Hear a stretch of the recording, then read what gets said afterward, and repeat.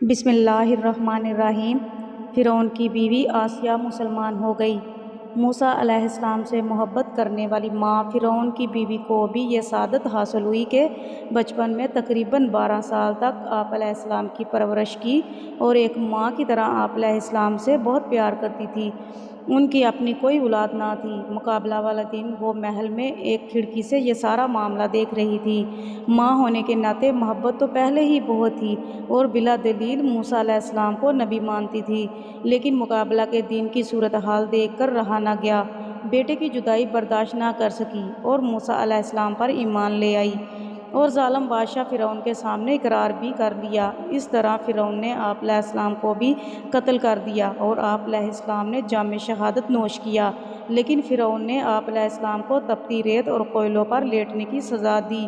سر میں کیل بھی ٹھونکے۔ ان اذیتوں میں آپ علیہ السلام کو شہادت نصیب ہوئی۔